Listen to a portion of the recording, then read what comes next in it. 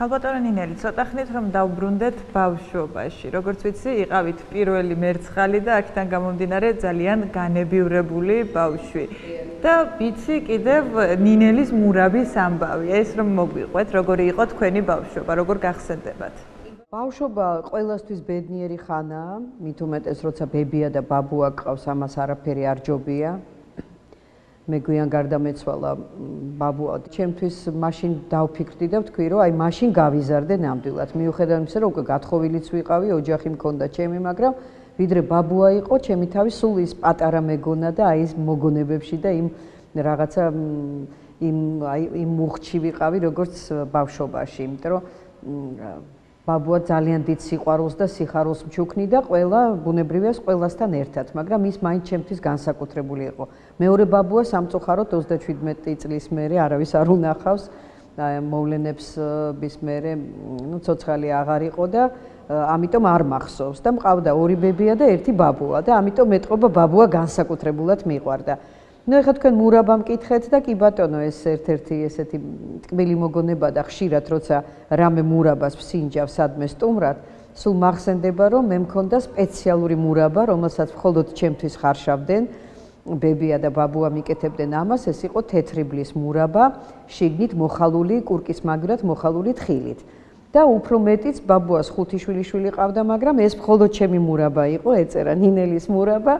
და დიდხანს ინახებოდა ხოლმე ჩემთვის, სანამ მე არ შემხვდეს, არ მარტო მე უნდა მეჭამა ეს მურაბა. თუ ვინმეს ნებას დავრთავდი, რომ კიდე შეიძლებოდა რომ ვინმეს გაესინჯა, მხოლოდ იმ შემთხვევაში შეიძლებოდა მისი გასინჯვა. და ამას ძალიან იშვიათად ვაკეთებდი, იმიტომ რომ ძალიან მიყვარდა და მინდოდა რომ სულ მე მეჭამა. კიდე მე ახლა გორთან დაკავშირებით გეტყვით ერთ ძალიან საინტერესო ისტორია, შეიძლება ბერმა არ იცის. გორში დედაჩემს ძალიან ბევრი მეგობრები ყავს, სანათესაოც ყავს. და აი ესე იგი ერთ-ერთი არდადაგების, საახალწლო არდადაგების დროს, რომელსაც მე ბაბუასთან მატარებდი ხშირად და ბებიასთან და დედამ წამიყვანა, ესე იგი დედამაც თავისი არდადაგები იყო მოკლედ და წამიყვანა გორში თავის მეგობრებთან. და ეხლა პატარა ვიყავი ძალიან, ეხლა ეს მოგონება ბუნდოვნად მახსოვს. მაგრამ მახსოვს, რომ საახალწლო დღეები იყო და აი ბავშვს რომ მოწყინდება ხოლმე სახლში ყოფნა, უცებ ერთ-ერთმა ესე იგი დედაჩემის მეგობარმა თქვა, რომ იცი რა, ჩემი სამსახური ახლა საახალწლო ნაძვის აკეთებსო. და ნუ ყველას უყვარდი ძალიან და გამატანე ნინელიო და შენც ცოტა ხან აქ იჭორავე კარგად, ნუ ბავშვის გარეშეო და გამატანე და მე წავიყვან ჩემი სამსახურის საახალწლო ნაძვის ღონისძიებაზე. ნუ რასაკვირველია წამიყვანეს. მახსოვს დიდი დარბაზი, აი რაღაცა კლუბის მსგავსი, ეხლა არ ვიცი ეს უკვე აღარ მახსოვს ეხლა დაწესებულება იყო თუ უბრალოდ იმათ იქირავეს ეს კლუბი და ეს დაწესებულების ხალხი იქ იყო და ბავშვებთან ერთად მთელია ეს ესე იგი მშობლები და ბავშვები გამოდიოდნენ ესე იგი თანამშრომლის ბავშვების სცენაზე რიგრიგობით ადიოდნენ და ყველა ამბობდა ლექს და ყველას ხვდებოდა საჩუქარი. მე ეხლა ვხვდები რომ ეს წინასწარ იყო ესე გათვლილი რომ ვისაც შვილი ყავდა მშობელი იხდიდა ამ საჩუქრის ფულს და ვითომ თოვლის ბაბუისგან ხვდებოდა ამ ბავშვს. და მე მახსოვს რომ მე ესე მიყვებოდნენ უკვე რომ აი რაღაცა მომენტში, მაგრამ მე ძალიან კარგად მახსოვს როგორ მოვიქეცი. მე უყურებდი რომ სხვებს აძლევენ ლექსის გამო სათამაშოებს და ვიფიქრე, ეხლა მე რატომ არ უნდა მომცენ? მე შემიძლია რომ ლექსი ვთქვა და ერთი საჩუქარი თოვლის ბაბუა მეც მომცეს. და აი ესე სანამ მოიხედა დედაჩემის მეგობარმა, მე უკვე ვიყავი სცენაზე, უფრო მეტი არ მახსოვს, მე მგონი სკამზეც ავძვერი, რომ მიკროფონთან ახლოს მივსულიყავი, თუ ეს აღარ მახსოვს და მთელ დარბაზში გაისმა ჩემი მჭექარე ხმა, წილი ბომ, ზაგარელსა კოშკინდო. ნუ ეხლა კიდე ხმადაბლა ვაკეთებ, რომ არ ესე იგი დაგაყრუოთ. და მოვიხედეო და ვხედაო რომ ეს ჩაბარებული ბავშვიო, ვიდრე მე აქ თანამშრომლებს ველაპარაკები, ვხედავ რომ სცენაზე დგას და რაც თავი ლექსი რომ დავამთავრე, ვითხოვ რომ საჩუქარი მომცენ და არავინ არ იცის ვინა ვარ და რატო უნდა მომცენ საჩუქარი, რომ არავის შვილი არა ვარ. ნუ მოკეთ ესეთი ამბავი შეიქმნა, მე მგონი ვიღაცა შევეცოდე და რაღაც მიწილადეს ეს საჩუქარი, რომ არ მოვეშვი ამისთვის ავედი და მოვიპოვე ჩემი საახალწლო საჩუქარი. აი ესეთი რაღაც მოგონება ერთ-ერთი ბავშვობაზე, რადგან ვთქვით, ერთ-ერთი ასეთი კარგი მოგონება. მე მგონი ეს იყო ჩემი პირველი, ასე ვთქვათ, საჯარო გამოსვლა, რომ საერთოდ ბუნებით ესეთი შიშარა ვარ ეხლა, აი ჩემს რაც მივხვდი რა არის ეს სცენაზე გამოსვლა და მაშინ ეტყობა ამ ბავშვობის სითამამემ თუ რაღაცამ აჯობა თუ აი სურვილმა რომ მიმეღო საჩუქარი და ეს იყო ჩემი პირველი, ასე ვთქვათ, სცენაზე ადგმული ნაბიჯი. ეხლა ვაფიქსირებ ამას, რომ ეს იყო ჩემი პირველი საჯარო გამოსვლა და პირველი მიკროფონი, რომელიც თურმე გორში ყოფილა. ქალბატონი ნინელი, როგორც ვიცი, სანამ არ დადგებოდა კონკრეტულად ეს ჟამი გადაწყვეტილების მიღების სად უნდა ჩაგებარებინათ, მსახიობობაზე არც ფიქრობდით და გინდოდათ ექიმობა თუ არ ვცდები? არა, ექიმობა ეს ღრმა ბავშვობაში მინდოდა, მაშინ როცა ესე იგი ერთხელ პატარა ბარტყს, რომელიც ბუდიდან იყო გადმოვარდნილი, ოპერაცია გაუკეთე. მკვდარი იყო ის ბარტყი, მაგრამ მე ესე გაუკეთე, მოვიტანე სახლიდან, ვიცოდი რომ ეს ქირურგები აკეთებენ ამ ხმარობენ დაანას, ძაფს, ყველაფერს და გაუკეთე ამ ბარტყს ოპერაცია. ეხლა ვერც წარმომიდგენია, ეხლა რომ მითხრათ, რომ ესეთი რამე გააკეთე, ალბათ გული შემიწოხდება და მოვკვდები ადგილზე, მაგრამ მე ეს ჩავიდინე, უფრო მეტი მე ავცოცდი ხეზე და რაღაცა ბუდის მსგავსი ეს ჩემი ნაოპერაციები ბარტყი, ასე იგი დავასვენე. და მე რადგან მეორე დღეს ვერ ვიპოვე ის ბარტყი ალბათ იქიდან ჩამოვარდა ან კატამ შეჭამა ან რაღაცა ესეთი მოხდა, ვარწმუნებდი ყველას, რომ აი მე ოპერაცია გაუკეთე, ბარტყი გაცოცხლდა და გაფრინდა. ეს იყო ღრმა ბავშვობაში. მას მე რასაკვირველია ესეთ რაღაცაზე ექიმობაზე და იქ სადაც სისხლი, ნემსი, რაღაც ესეთი დღემდე მეშინია თეცხალათიანების. ამაზე არ მიოცნებია, თუ სერიოზულად გაინტერესებთ, ფიქრობდი რომ ჟურნალისტი მინდოდა გამხდარიყავი და გეტყვით რატო? იმიტომ რომ ვეძებდი რამე საინტერესო პროფესიას. მე ჩემი თავი ვერ წარმომედგინა აი რაღაცა ერთი პროფესიის ადამიანად, რომელიც მხოლოდ ერთ საქმეს გააკეთებს მთელი თავისი ცხოვრება და ბევრი რომ ვიფიქრე სკოლაში, მივხვდი რომ ეს არის პროფესია ჟურნალისტი, რომელიც ხვდება სხვადასხვა ადამიანებს, თვითონაც ამ ატმოსფეროში ვარდება და ჩავთვალე რომ ალბათ ეს იქნება ჩემთვის საინტერესო აი სხვადასხვა ადამიანებთან და შეხვედრა და მათი ამბების გაგება და ასე შემდეგ.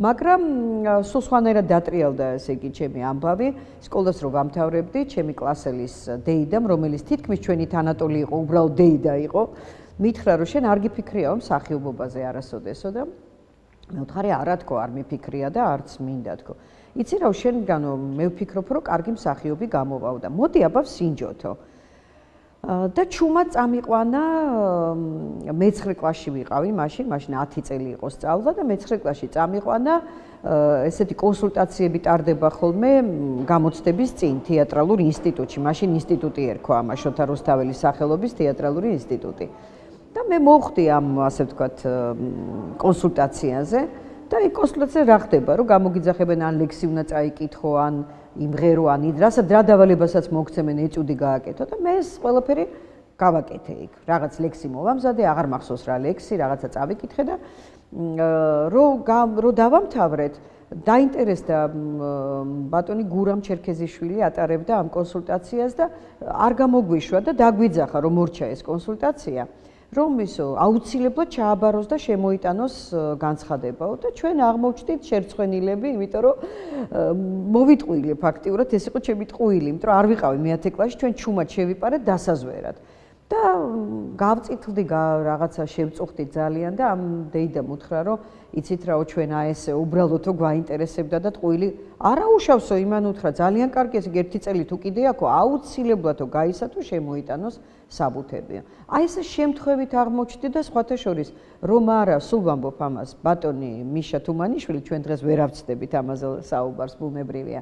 რომ არა ბატონი მიშა ალბათ აი ამ თეატრალურ ინსტიტუტში ჩავაბარე ინტერესის გამო, იმიტომ რომ აი ჟურნალისტიკა ჩავანაცვლე უფრო საინტერესო დარგით ჩემთვის, უფრო მისაღები რაც მაინტერესებდა თეატრალურში ასწავლიდნენ ხელოვნების ისტორიას, ცეკვას, მეტყველებას, თეატრის ისტორიას, ყველაფერი რაც მე მაინტერესებდა, ყველაფერი იყო ერთად თავმოყრილი, უფრო მეცაც გეტყვით, ამბობდნენ რომ ესე იგი ჯირითზეც, ცხენებზეც იპოდრომზე დაყავდათ, ფარიკაობას სწავლობდნენ მაშინ ეს სტუდენტები, ნუ მეც გამივლი ეს კურსი ბუნებრივია და ამიტომ ჩავთვალე რომ ალბათ ყველაზე საინტერესო მაინც ეს იქნება ჩემთვის. და კიდევ ერთხელ ვიმეორებ, აი რომ არა ბატონი მიშა, რომელსაც მე მეორე კურსზე შევხვდი, ჩემი გეგმა იყო ასეთი, რომ მე დავამთავრებ თეატრალურ ინსტიტუტს და მე ბედს ვეწევი, მე ავირჩევ უკვე იმ პროფესიას, რომელიც მე მაინტერესებს და მაინც ფიქრობდი ჟურნალისტიკაზე.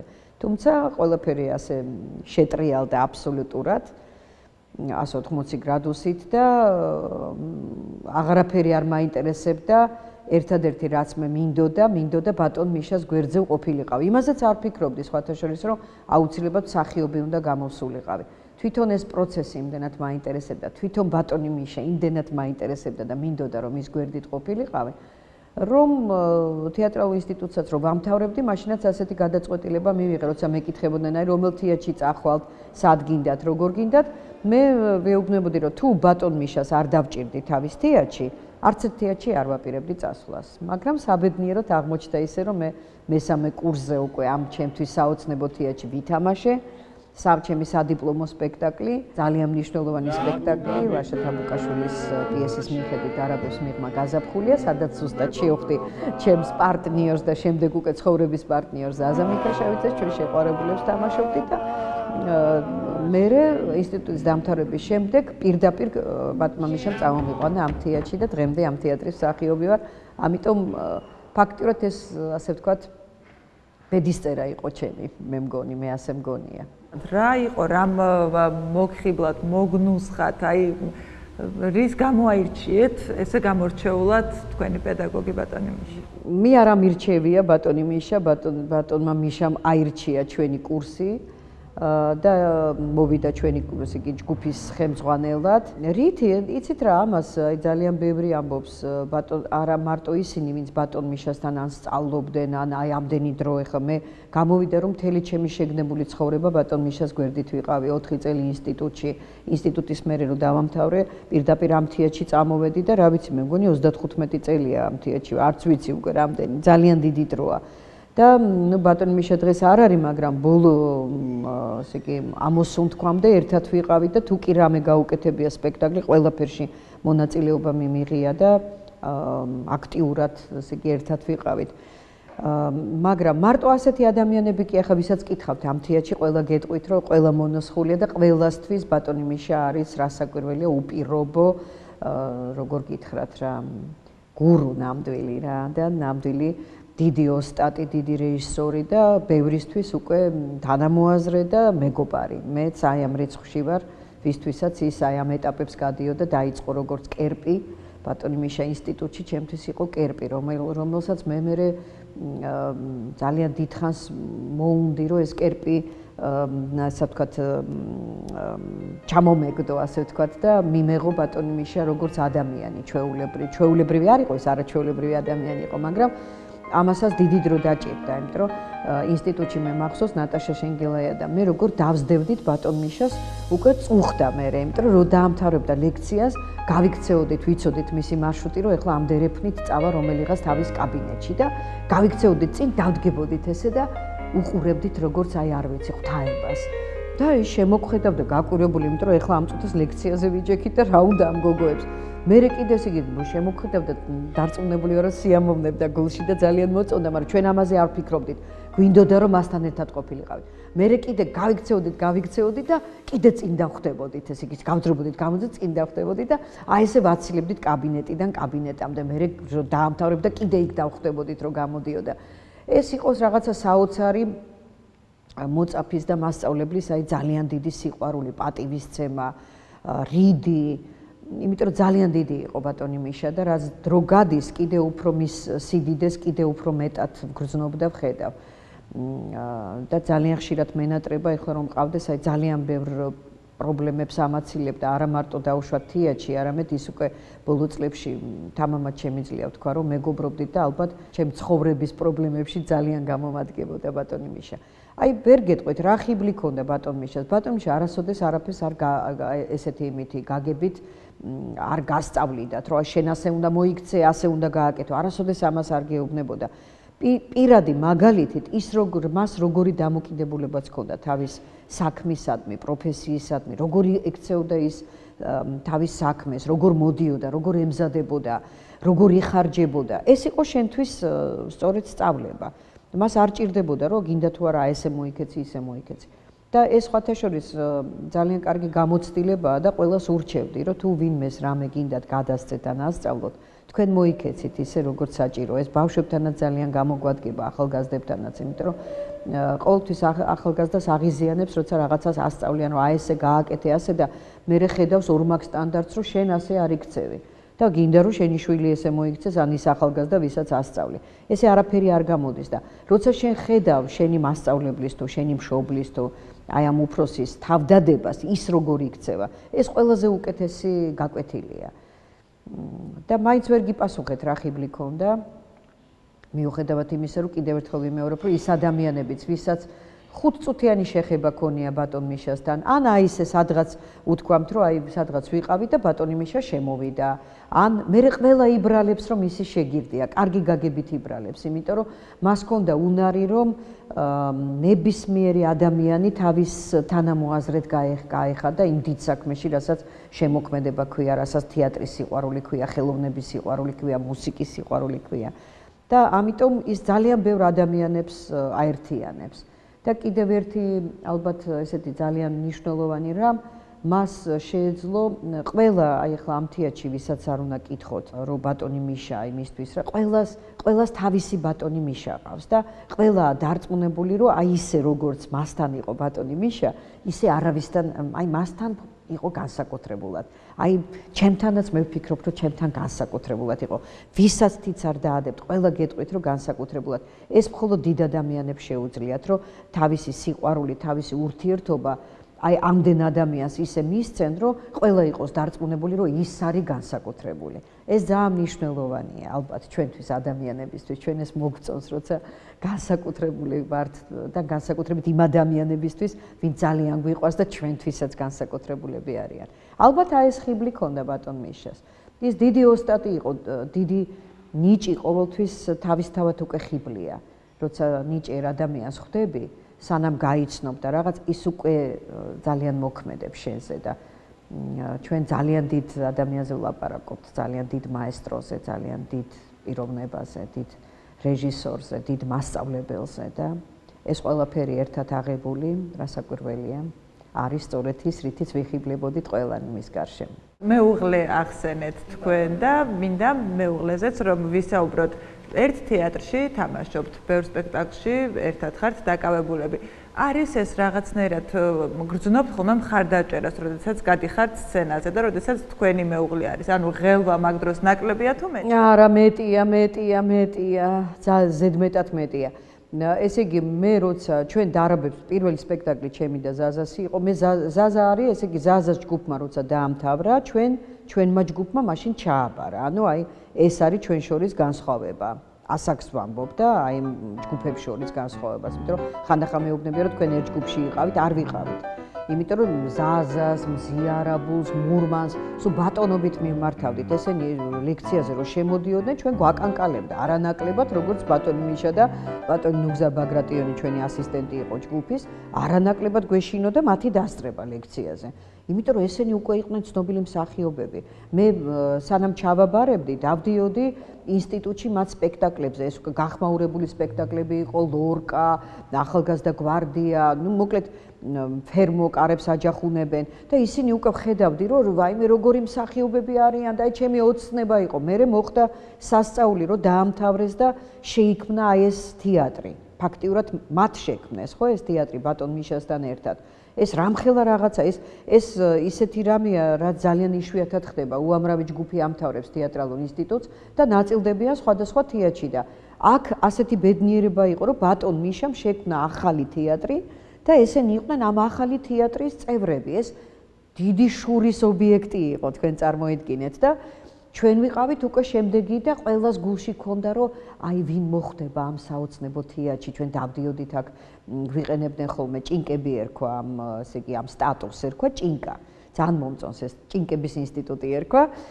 ბატონ მიშას მოყავდა თეატრალური თავისი ჯგუფის ისინი და სახალხო სცენები. ეხლა რომ მასოვკებს ეძახიან, ეს შეურაცხყოფელი იყო ამ თეატრში, ამას ერქვა სახალხო სცენები, ანუ სადაც ჭირდებათ მთავარი გმირის გარდა კიდე აი რაღაც ესეთ და ჩვენ ამაში აქტიურად ვიღებდით მონაწილეობას და ეს იყო ბედნიერება. ეხლა ერთ სასაცილო რაღაცას გეტყვით. ახალი მე მგონი ჯერ არა აი ეს პერიოდია რომ ვამთავრებ თეატრალურ ინსტიტუტს და ბატონ მიშას ეს ჭინკები შემოყავს და დაგვაყენეს ესეთი ბრწყინვალე სპექტაკლი იყო სუხოვო კობილინის საქმე სადაც ბრწყინვალედ თამაშობდნენ ყველანი, მურმანჯინორია, ზურაყიფშიძე იყო ფანტასტიკური, ზაზა, დარეჯან ხაჩიძე, არაჩვეულებრივი სახეები იყო. ბატონი ეროსი თამაშობდა, რეზო იმნაიშვილი. მოკლედ აი თუ კი ამ თეატრში ვინმე იყო, ყველა თამაშობდა, დარეჯან ჯოჯუ არაჩვეულებრივი ანსახიერებდა მთავარ გმირს თამაშობდა და დავდიოდით ბუნებრივია ეხა რეპეტიციების დროს, იმიტომ რომ იქმნებოდა ეს სპექტაკლი და ჩვენ მოგწეს იქ იყო ერთი ესეთი თემა, ერთ-ერთ სცენაში შემოდიოდნენ ფემიდები. რას ნიშნავდა ფემიდები? ესე იგი, ყველას გვეცვა ერთნაირი 6 გოგო შემოდიოდა ერთნაირ ვარდისფერ კაპებში და 6-ვეს ჰქონდა თვალი აკრული. იმიტომ რომ ფემიდები ვიყავით, რაღაცა ხმალს ვიქნებდით. არა, რაღაც სამართალს მოკლედ განვასახიერებდით. და სახში ავტეხე ამბავი, ეს მეწყება გულისრევა ნერვიულობისგან, გული მიწოხს და დედა ჩემეუბნება რა და დღეს სპექტაკლზე მოდით ვნახეთ, ვთამაშობ ამ თუმანიშვილის თეატრის სცენაზე და ყველა დაირაზმა ჩემი სანათესაო, აიღეს ბილეთები რომ მოდიან სცენაზე უნდა დავაბიჯო. და მე ვნერვიულობ, ესე იგი კრუნჩხვები მაქვს, რაღაცა დასაწყნარებელს მაძლევენ სახში, მართლა აბსოლუტურად კი ხუმრობ, ძალიან ცუდად ვარ. და მოვიდნენ და სხედან უყურებენ სპექტაკლი იყო ბრწყინვალე, რასაკვირველია და არაჩვეულებრივი და რაღაც 5 წუთიანი სცენა, გამორბის 6 გოგო, 6-ვეს თვალები აქვს აკრული და არავინ არ ჩანს რასაკვირველია, ავჯანვარ თვალები აკრული და რაღაცა არა და ყველა მხმლები ავიქნიეთ, მე რაღაც დავიქნიეთ ეს ხმლები და გავედით.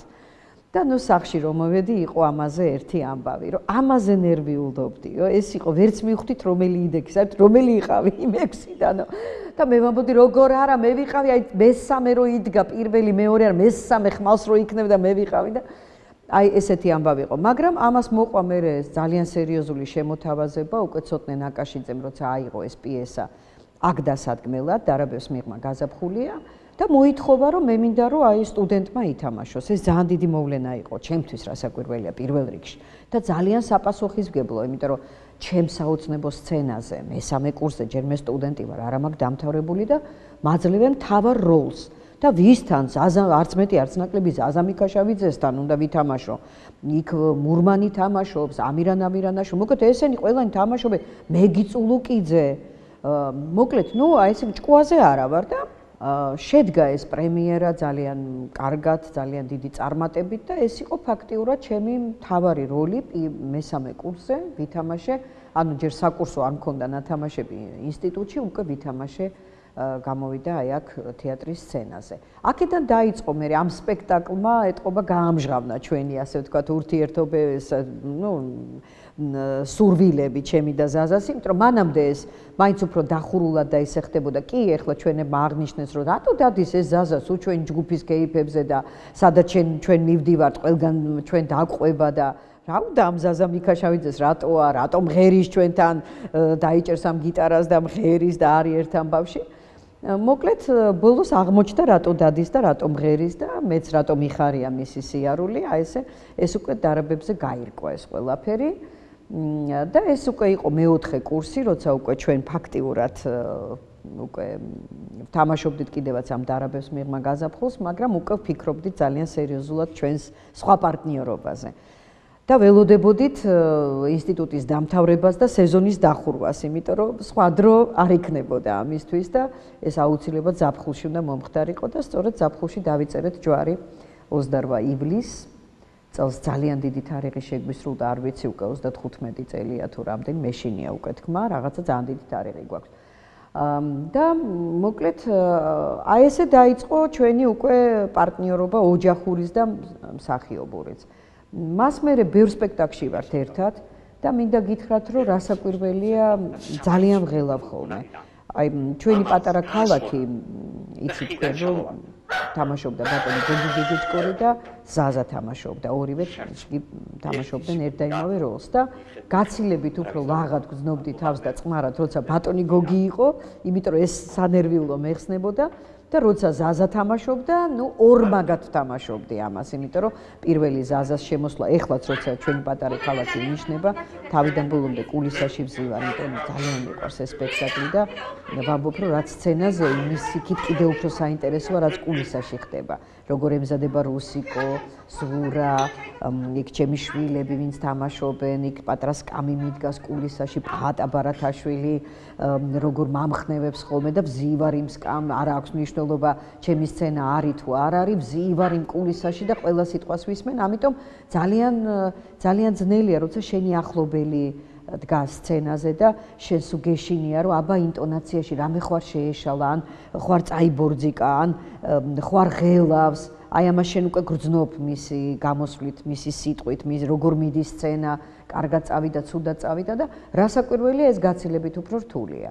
თუმცა ეხლა არის რაღაცა სცენები, როცა ერთდროულად ვლაპარაკობ და მაგ დროს არ მცალია, რომ ეხლა ზაზაზე ვიფიქრო, ზაზა როგორ თამაშობს და იმიტომ რომ იქ უკვე სხვა მომენტია და ასეთი სპექტაკლებიც გვაქვს. ეს არის ჩემი უსაყვარლესი სპექტაკლი, ბატონ მიშას ბოლო სპექტაკლი, ამფიტრიონ 38, სადაც ასევე ცოლ-ქმარს თამაშობ, შეყვარებულებს და ცოლ-ქმარს და ძალიან გული მწყდება, რომ რაღაცა ვერ შევინარჩუნეთ ეს სპექტაკლი, თუმცა შეიძლებოდა, რომ აი დღესაც შეიძლებოდა, რომ გვეთამაშა პრინციპში, მაგრამ რაღაცნაირად აი ხდება ხოლმე ესე, რომ ვერ შევინარჩუნეთ ქალაქისგან და ბაკულასგან განსხვავებით, რომელსაც დღესაც ვთამაშობთ. ეს სპექტაკლი და ნუ სხვა ბაკულაში ერთად თამაშობთ. არის მოკეთ ესეთი სპექტაკლები, სადაც ერთად თამაშობთ, მაგრამ განსაკუთრებულად ძალიან მიხარია, რომ აი ახლა სულ ბოლოს შედგა პრემიერა ახალი სპექტაკლის. თქვენ იცით, რომ ჩვენთან თუმანიშვილის ფონდი არსებობს, რომლის დამფუძნებელი არის მანანა ანთაძე და არაჩვეულებრივ კონკურსს ატარებს ქართული პიესის, სადაც ნებისმიერ ადამიანს შეუძლია მიიღოს მონაწილეობა, დახურულია ეს შენგვარს არაწერ, როცა აგზავნი პიესას, ამიტომ პირველად დამწყები ხარ თუ არა ხარ დამწყები და ძალიან ცნობილი დრამატურგი ხარ, ამას მნიშვნელობა არ აქვს, ჟიურის წევრებმაც არ იციან პიესის შემომტანის არც სახელი, არც არაფერი და ისე წყვეტენ, რომელი პიესა მიიღებს, ასე ვთქვათ, გადის სამეულში. და ძალიან სასიხარულოა, რომ გაიმარჯვა ქართულმა პიესამ, რომლის ავტორი ქალბატონი პირველად დაწერა, ასე ვთქვათ, პიესა. ეს ძალიან უცნაურია, თვითონ როგორც ამბობს ნინო მირზიაშვილი არის ესეთი დრამატურგი, რომელსაც თქვა, რომ ესო ჩემ ცხოვრებაზე დავწერეო. ნუ ჩემ ცხოვრებაზე ნიშნავს, რომ ბევრის ცხოვრებაზე, იმიტომ რომ იქ არის ძალიან ლამაზი ოჯახის ერთი ესეთი ოჯახის ესე იგი ისტორია, ახალგაზრდა წყვილის და უკვე შედარებით აი როგორც მე ვარ რა ასაკშიც ვართ მე და ზაზა, აი ამ წყვილის ისტორია. და ჩვეულებრივი ამბავი, როცა ნახავთ სპექტაკლს, გაგახსენდება დედა თქვენი, მამა თქვენი, ან იქით იმ ახალგაზრდა შეყვარულებში თქვენი თავი როგორ იწყებოდა, როგორ ხდებოდა. ძალიან სასიამოვნო ესეთი მსუბუქი, ესეთი კომედია გამოვიდა და ვთამაშობთ მე და ზაზა ისევ აი ამ მეუღლეებს, რომელთაც შეუსრულდათ 30 წელი უკვე ერთად ცხოვრებისა და მაინც უნდათ რომ ეს ყველაფერი იყოს, ნუ როგორც ქალს ყოველთვის უნდა რომ ეს არ გახუნდეს და იყოს რომანტიული, კაცამისთვის არცალია ამ რომანტიზმისთვის და ხანდახან აღიზიანებს კიდევაც, მაგრამ როცა უყვართ ერთმანეთი, რასაკვირველია ეს ძალიან დიდი ბედნიერებაა და ალბათ ეს ინარჩუნებს ასეთ ოჯახებს, მიუხედავად იმისა, რომ არის რაღაც პრობლემები, ხან ჯუჯღუნებენ, ხან ჩხუბობენ, ხან რიგდებიან, მაგრამ როცა სიყვარულია, ალბათ ეს ყველაფერი აუცილებელია იქაც და ეს ყველაფერი ცოცხალია. ასე ძალიან მიხარია, ეხლა ძალიან ანთებული ვარ, აი 4 იანვარს ვითამაშებთ ამ სპექტაკლს და ჯერ ახალი სპექტაკლია, ძალიან ცოტა ხანი ვითამაშეთ, ასე ვთქვათ, რამდენჯერმე, იმიტომ რომ გაზაფხულზე იყო პრემიერა და პრაქტიკულად ვერც მოვასწარეთ ბევრი თამაში. და ძალიან მიხარია, როცა ინიშნება ეს სპექტაკლი, რაღაცნაირად კარგია, მომწონს. კინოზე რომ არ ვისაუბროთ, არაფრით არ შეიძლება. რამდენადაც ვიცი, სწორედ იმიტომ რომ თქვენ და ზაზა ძალიან გიყვარდათ ერთმანეთი და გეჩქარებოდათ, ასე ვთქვათ, შეუღლება, პირველად უარი თქვით, თან ბატონ რეზოს უთხარით უარი ფილმში გადაღებაზე. იყო ესეთი სიტუაცია. მე მანამდე ბატონ რეზომდე, ხო, მე მგონი ეს ერთ-ერთი ესეთი დიდი შემოთავაზება იყო. ჩემი ესე იგი მოკლე მეტრაჟიანი ფილმის ესეთი ტრაგიკული შემთხვევა მქონდა გადავიღე მოკლე მეტრაჟიან ფილმში, როცა სტუდენტი ვიყავი. და ძალიან ტრაგიკულად, ჩემთვის ტრაგიკულად დასრულდა, იმიტომ რომ ფილმის მერე გადავწყვიტე, რომ არასოდეს კინოში აღარ გადავიღებ, იმიტომ რომ ეს იყო ჩემთვის წვალება, რაღაცა არც მინახავს ის ფილმი, იმდენად წარმოიდგინეთ, აი ხო ვფიქრობ, უკვე იმდენი დრო გავიდა, უკვე შემიძლია რომ ვნახო ალბათ არც არაფერი, მაგრამ მაშინ იმდენად ვიყავი, აი რაღაცა ესეთი ძალიან გაბრაზებული, გამწარებული, სულ სხვა რამე ხდებოდა კინოში, ვიდრე მიჩვეული ვიყავი თეატრში, რომ თეატრში ბატონი მიშა გამზადებდა რეპეტიციით, ამას მთელი რიტუალი ქონდა, არ უნდა დაგეგვიანა. კინოს სულ სხვა რამეა. მეტყოდნენ რომ 7 საათზე მოვდივართ, მოვიდოდნენ მეორე დღის 4 საათზე და მე პანჯარასთან ვიდექი გამზადებული, იმიტომ რომ პუნქტუალური ვარ და როგორ შეიძლება რომ დაიგვიანო, მე ვიღო, უი, არ დაგირეკეს, არავინ არ დამირეკა პანჯარასთან. ან პირიქით არ ელოდები და გაკ თავისუფალი დღე და უცებ გირეკავი ჩქარა ჩაიცვი გადაღება გაკ და ეს მე მაგიჟებდა ეს ყველაფერი, იმიტომ რომ გამოუცდელი ვიყავ. და იმის მერე გადავწყვიტე რომ არსად არ უნდა მეთამაშა და აი ზაფხულში როცა დადგა ზაფხული, დავამთავრე ინსტიტუტი, სეზონი დაიხურა და უკვე დაგეგმილი გვაქვს რომ აი ზაფხულში უნდა ჯვარი დავიწეროთ, ვიქორწინოთ და მე ალბათ წავალთ სამოგზაუროთ სხვა დრო არ გვექნება, ვიცით, სექტემბერში ჩამოვალ და ამას აღარავინ არ გვაპატიებს, უკვე უნდა დავიწყოთ რეპეტიციები, სპექტაკლები და ეს აღარ გამოგვივა. და ამ დროს მოვიდა სცენარი, მომიტანეს სცენარი, ბატონი რეზო მაშინ დირექტორია კინოსტუდიის, თან ითვლება ძალიან მკაცრ ადამიანად, არავის არ პატიებს, არც უარს, არც, ეს წარმოუდგენელია, რომ ბატონ რეზოს ვინმე უთხრას უარი, აი აბსოლუტურად წარმოუდგენელია. და მოაქვს ჩემთან სცენარი და მეუბნებიან კინოს სცენარი, მთავარი როლი, ეს არის რაიკომის მდივანი, აი რაც ითამაშა იან ინიძემ, ასე ვთქვათ, ეს ამ გოგონას როლი შემომთავაზეს. და მე ვთხარი არ წავიკითხავ თქო, არმინ, როგორ არ წაიკითხავ? არა თქო, აზრი არ აქვს, იმიტომ რომ მაინც ვერ შევძლებ. როდის არის, მე პირველი ვიკითხე, როდის არის გადაღებები? ზაფხულში იწყება, ვიწყებთ ზაფხულში. არა თქო, ზაფხულში არაფრით არ შემიძლია. სექტემბრიდან რო იყოს ბატონ მიშას ვკითხავდი და კიდე. რას ლაპარაკობ, რეზო ჩხეიძეს და მივიტანოთ უკან სცენარი, რომ ვიღაცა გოგო დამწყებმა მსახიობმა უთხრა, რომ არ მოვა მასე სინჯებზე და არ წე. მე ვთხარი როგორ თხოვდები თქო რა არის გაუგებარი თხოვდები და ეხლა რანაირად წავალ თქო იმაზე გადაღებაზე როგორ არ გესმით თქო აი გაგიჟდნენ გადაირიენ და არა ჩვენ ამასო ვერ ვეტყვითო მოდი შენ თუ ეგ შეგიძლია რომ შენ თვითონ უთხრა ადექი შენ უთხარიო მეტყობა იფიქრეს რომ მე ვერ ვეტყოდი კარგი თქო მოვალ რა დაგემართათ აბა რას ვიზამ თქო და ავიღე ეს სცენარი და ისა წავედი კინოსტუდიაში ჩამსვეს მანქანაში და მივედით კინოსტუდიაში. ეხლა ესენი მიხვდნენ რომ მართლა ვაპირებ რომ უარი ვთქვა.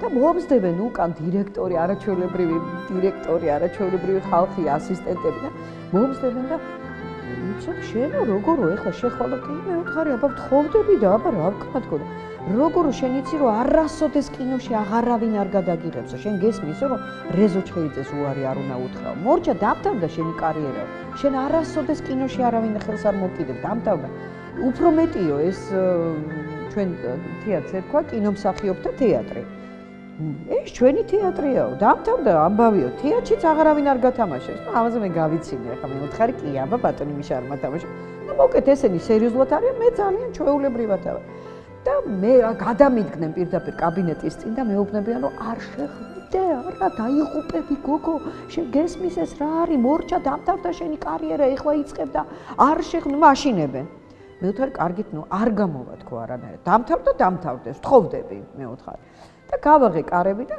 მახსოვს რომ კუთხეში ზის თემურ ჩხეიძე ეთყობა რეპეტიციას გადიან ბატონი თემურ ჩხეიძე და რეზო ჩხეიძე ბატონი რეზო და შევედი და ბატონი რეზო მოხვედიო დაბრძანდით და ეხლა მე არ მინდა დაჯდომა იმიტომ რომ არც არაფერი არ მაქვს საქმე და ესა რა ქვია დგავარ და არ დაბრძანდო დავჯექი ეხლა და წაიკითხეო სცენარიო წაიკითხეთო სცენარი არა თქო მე არ წაიკითხეთო მე ვთქვი არა აზრი არ აქვს რას ნიშნავს აზრი არ აქვს მე ვთქვი იცით რა მაინც ვერ მივიღებ მონაწილეობას თქო და ამიტომ გული რო არ დამწყდეს არც წამიგიხ როგორ ვერ მიიღებთ მონაწილეობას რას ნიშნავს ვერ მიიღებთ მონაწილეობას მე ვთქვი აი ესე ბატონო რეზო თქო ვთხოვდებ მე ძალიან ისე ვარ იცით გონია რომ ყველას უნდა გაეხარდეს იცით მე ვთხოვდები ბატონო რეზო თქო მიყურებს ესე გაგვირა მე რა მეუბნება როგორ მე რა მე ვთქვი ზაფხულში ვერ ვიქნები გადაღებას რატო ვერ იქნებით მეუბნება როგორ ბატონო რეზო მე ვთქვი ზაფხულში ვთხოვდები და მე სამოგზაუროდ მივდივარ სექტემბრამდე მაქვს დრო და ერთად უნდა ვიყოთ სექტემბრამდე თქო მე რა მეუბნება კიდე და მე ესე ძალიან რომანტიკულად ორივეს უყურებ ხა მინდა რომ ბატონი თემურიც ჩემ მოვიმხრო და მეუბნები ეს ხომ ერთხელ ხდება ცხოვრებაში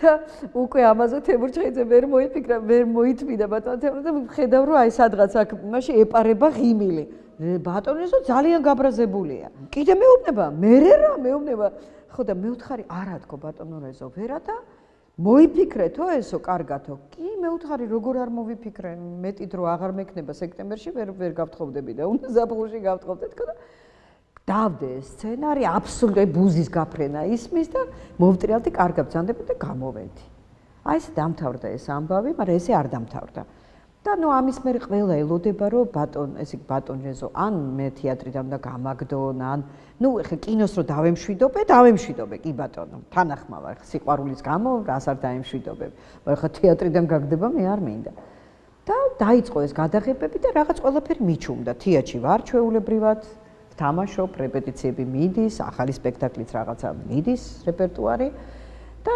იქიდანაც სიჩუმე არავინ არ ზამთარი დადგა პირველი დეკემბერი აი ეს პერიოდია რა საახალწლო თუ არ ვწდები და მირეკავენ რეზო ჩხეიძის ჯგუფიდან რომ ბატონი რეზო რაღაც ეპიზოდში ჭირდები გაკავებს. ნუ ეს რამხელა რაღაც იყო, იცით, ეს არის ესე იგი შერიგების შერიგება, რაღაცა აი ძალიან მნიშვნელოვანი. გამეხარდა ადამიანურად, ვიფიქრე რა კარგია, რომ გაიგო ადამიანმა და ნუ აი ესე.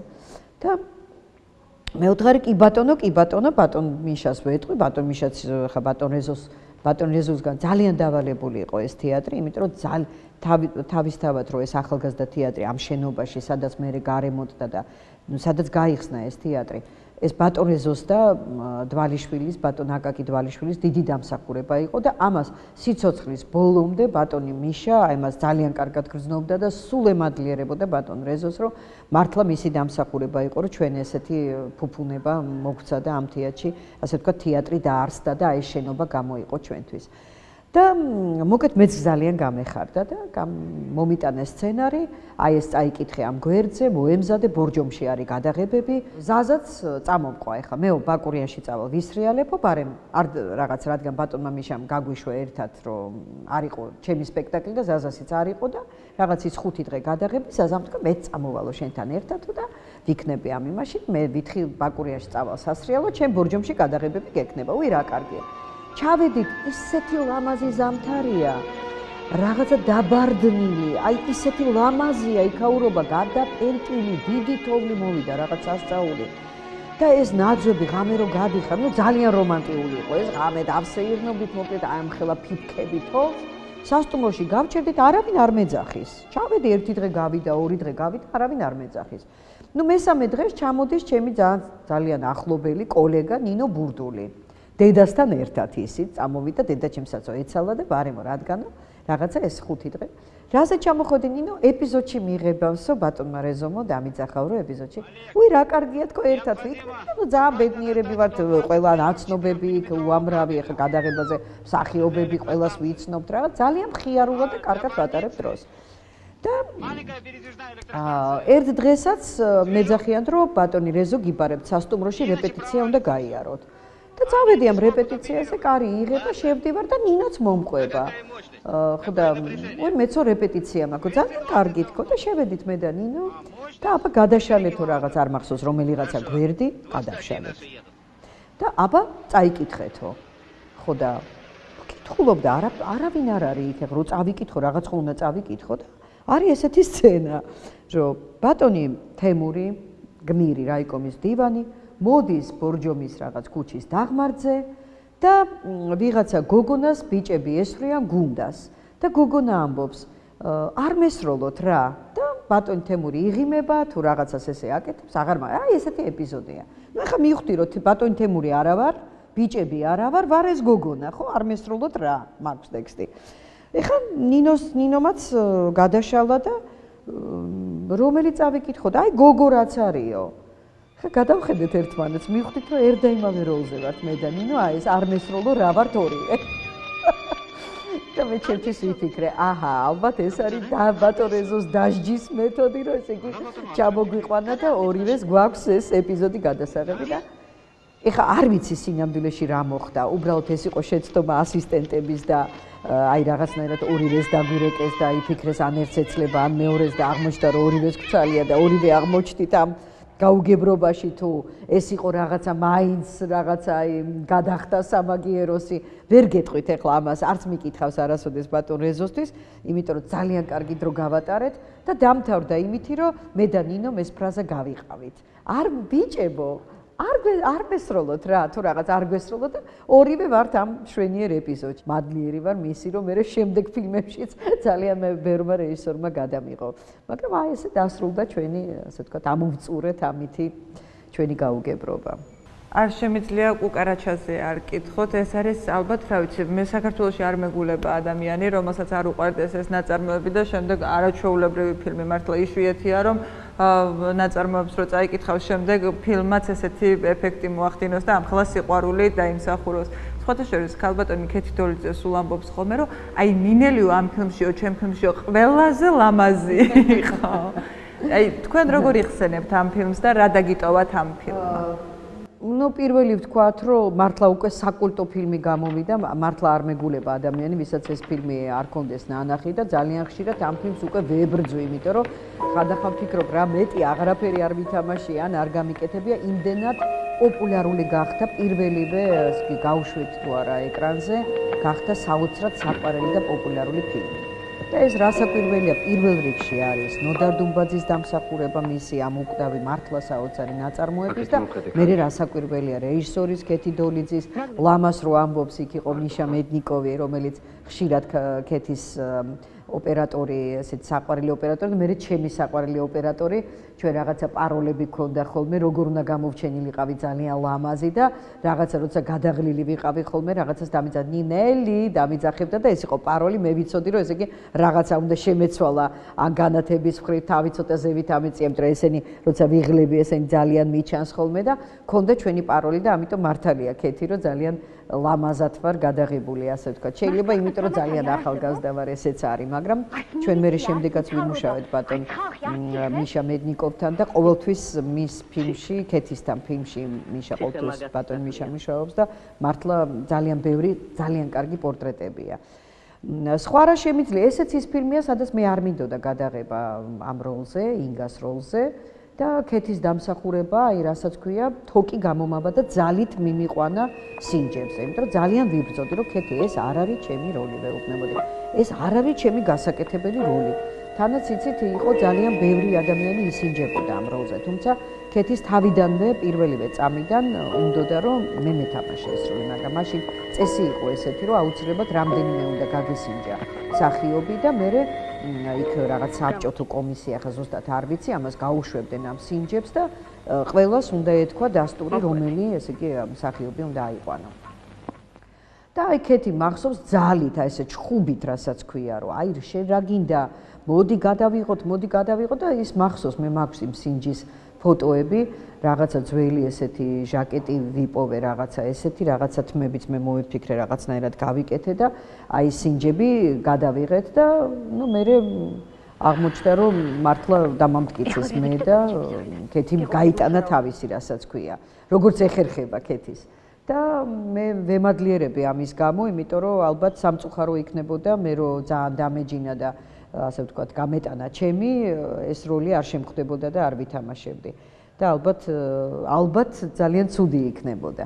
ამიტომ ყოველთვის მადლობელი ვარ მისი, რომ აი რაღაც ქეთი მიცის ესე რაღაცის გატანა, აი რაღაცას დაინახავს ხოლმე და იტყვის, რომ არა, ეს ასეა. და მე რაღაცა პერიოდში აღმოჩნდება, რომ მართალია მისი თვალი და ეს სწორი გადაწყვეტილება იყო და ყოველთვის სწორ გადაწყვეტილებას, აი განაწილებას ძალიან დიდი მნიშვნელობა აქვს და არაჩვეულებრივად აქვს კუკარაჩაში განაწილებული როლები და მართლა აი მათიანში მორტმულია ყველა, ვინც რას ასრულებს. იგივე ზაზა, იგივე ლევანი, რომელსაც ასევე პრობლემები ჰქონდა ძალიან და ქეთი მკბილებით გაიტანა. ანუ ახლა სხვებზე აღარ არის ლაპარაკი, ესეთი ეს არის ქალბატონი ლია, მარინა, გოგი, რა ვიცი, ეპიზოდებშიც კი თაზოთოლო რა ეს საზამთრო გამახსენდა ეხლა. ანუ არაჩვეულებრივი რეზო, ან მოკეთ არაჩვეულებრივად გაანაწილა და ძალიან საინტერესოდ ვიმუშავეთ. მახსოვს მხოლოდ სიხარული ამ ფილმიდან. არანაირი წვალება არ მახსოვს. მახსოვს, რომ ძალიან გულანთებულები ვიყავით. ჩვენ პირველი კადრს სანამ გადავიღებდით, მივედით ბატონი სიკო უკვე ალბათ იყო თქვენ იცით, რომ აწერია სიკო დოლიძე და ქეთი დოლიძე, მაგრამ ბატონ სიკოს არც ერთი კადრი არ გადაუღია, იმიტომ რომ ის უკვე ალბათ როცა დაიწყო უკვე გადაღების პერიოდი, აი სცენარის დამთავრდა და რეალურად გადაღების პერიოდი, ბატონი სიკო იყო უკვე ალბათ. და ამიტომ ჩვენ ვესტუმრეთ მას, დაგვლოცა ბატონმა სიკომ. მე გადავინაცვლეთ ბატონ ნოდარიც იმ პერიოდში ცუდად იყო და იწვა. მივედით ბატონ ნოდარ დუმბაძესთან სტუმრად, არ დამამწყება არასოდეს ერთი ბოთლი შამპანიურით ქეთი მესმნა აუცილებლად გავაკეთოთო და ავედით და მან დაგვლოცა და მე ვფიქრობ, აი როგორც დაგვლოცა, ისე ბოლომდე ვიარეთ და ძალიან მიხარია, რომ ბატონ ნოდარის შეფასება იყო, რომ ეს ჩემი გმირები არიან. ამაზე დიდ შეფასებას ჩვენ ვერც მივიღებდით. როცა ნახა ეს ფილმი, თქვა, რომ ეს ჩემი გმირები არიან ამ ფილმში და ეს ძალიან მნიშვნელოვანია. ძალიან სასიხარულო იყო.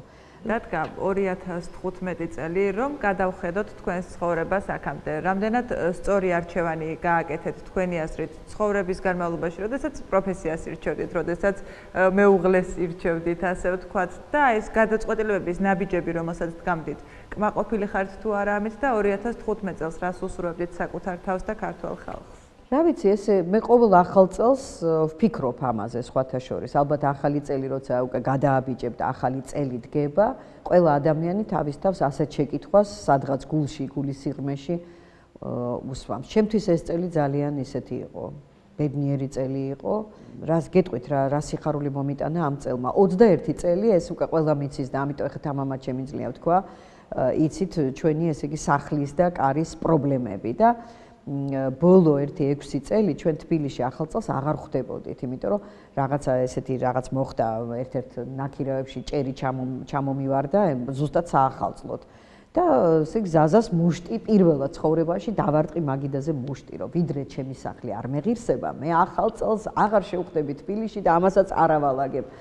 და ჩვენ ჩავყარეთ ბარგი და ზაზა მითხრა, კარგი დაწყნარდიო და ანა პატარა იყო და ჩავყარეთ ბარგი და კარგი ну რაღაცნაირად წავიდეთო, გავიდეთ ქალაქიდან და რო ჩამოხვალ მე დაალაგებ ალბათ ხასიათზე იქნები, ცოტა დაისვენებო. მართლა პირველად მომივიდა ესეთი რაღაცა, აი ძალიან გამწარდი, რომ ჩემი დაალაგებული ეს ჩემი არა, სხვისი სახლი და შემოვედი ამ რომ გონია რომ საახალწლო დაალაგებულია და რაღაცა არ ვიცი, ჩამოვარდა ბათქაში თუ რაღაცა და ყველაფერი არის თეთრი. თან ზაზას ეთყობა, იფიქრა ეხა ნინელის გული შეუწუხდებაო და მოუტანია რაღაც ტილო და ამ ბათქარზე ტილო გაუსვა და ყველაფერს ავეძე, იმას სულ თეთრი იყო ყველაფერი და მე ესე რაღაცა დავჯექი და ვთქვი რომ ამას მე არ ავალაგებ, ვთქვი. და იმდენად კაცრად თქვი, ეთყობა მიხვდა, არასოდეს არ წუწუნებ ხოლმე ყველაფერს. რა მოხდა, ამაზე რო თქვი რა, მიხვდა რომ სერიოზულია და მართლა ტრადიციულად იმ წელიწადს ესე გავაკეთეთ, რომ მოვკიდეთ ხელი ბავშვს და რაღაც სახლი ვიქირავეთ იმაში ბაკურიანში წავედით და წამოყვდეთ ჩვენი მეგობრები და რაღაც ტრადიცია დამკვიდრდა, ვისაც ეხალისებოდა ახალ წელს რაღაც მეგობრებთან ერთად მივდიოდით ბაკურიანში და აი იმ პერიოდში წელს ესე იგი პირველად შევხვდი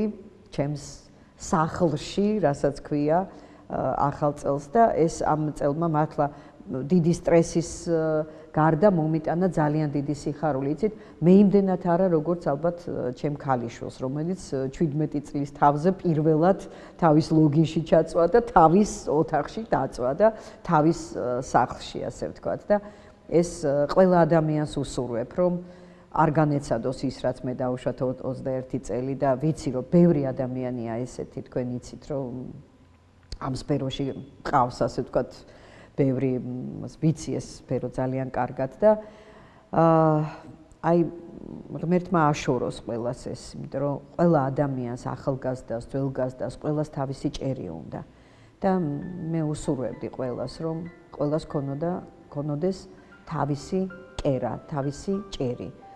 აქედან იწყება ჩემი სამშობლოს სიყვარული, აქედან იწყება აი ის, რასაც ჩვენ ვეძახით, დამოკიდებულება შენი ქვეყნისადმი. აი იმ პატარა ოჯახიდან იწყება და ოჯახს აუცილებელია, რომ კონდეს თავისი ბუდე.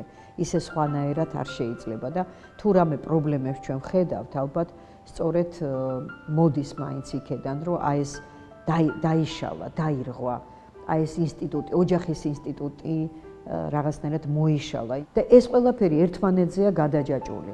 ამიტომ მე რა ვიცი, ვისურვებდი რომ ეს პრობლემა აღარ ყოფილიყო საქართველოში და როგორც მე ძალიან დიდი ხნის წინათ ლათინურ ამერიკაში პირველად ვნახე მოშიმშილე ბავშვი და მოხუცი და ქალი ქუჩაში სამათხოვროდ დამჯდარი. და ეს იყო ჩემთვის შოკი, იმიტომ რომ მე ისე გავიზარდე იმ ავადსახსენებელ კომუნიზმის თუ რა ერქვა კომუნისტურ ხანაში, რომ მე საქართველოში მოშიმშილე ბავშვი და ქალი დამჯდარი მათხოვრად არ მინახავს. და ეს მხოლოდ აი ციგნებს რო ეძახიან, ისინი თუ მათხოვრობდნენ ქუჩაში და ისიც იმიტომ რომ ეს მათი ცხოვრების წესი იყო და არა იმიტომ რომ შიოდათ და წყუროდათ. ეს მათი უბრალოდ წესია ეგეთი. და აი მაშინ მახსოვს როგორი შოკი მივიღე და ვფიქრობდი რომ ეს რა საშინელებაა და ვერც ვიფიქრებდი რომ ოდესმე ჩემ ქვეყანაში, ჩემ ლამაზ საქართველოში დადგებოდა დრო რომ მე მეშინია ქუჩაში გასვლის რო არ დავინახო ადამიანები ნაგავში როგორ იქექებიან და როგორ იქიდან რაღაცას იღებენ და არ ვიცი სადმე აქვს და რა მიაქვს და არ დავინახო ეს მოშიმშილე ხელგაშვერილი ბავშვები, რომელსაც ძალიან ხშირად თავისი მშობლები იყენებენ სამათხოვრო წირავი და იყენებენ. ან ის მოხუცები, რომელიც აი ქუჩაში დგანან და ამ სიცივეშიც იყინებიან და ხელს იშვერენ. რა ვიცი, მე ვოცნებობ, რომ ისეთი დრო დამდგარიყოს, რომ ეს პრობლემა მოხსნილი იყოს და საქართველოში არ ყოფილიყოს ეს პრობლემა არც ჭერის, უქონლობის და არც შიმშილის და არც უმუშევრობის და ყველა ადამიანმა ღირსეულად იშრომოს და ღირსეულად იცხოვროს. ეს ჩემი, რა ვიცი, ძალიან დიდი ოცნება და სურვილია და ვცდილობ, რომ ამისთვის მე რაც შემიძლია ყველაფერი გავაკეთო.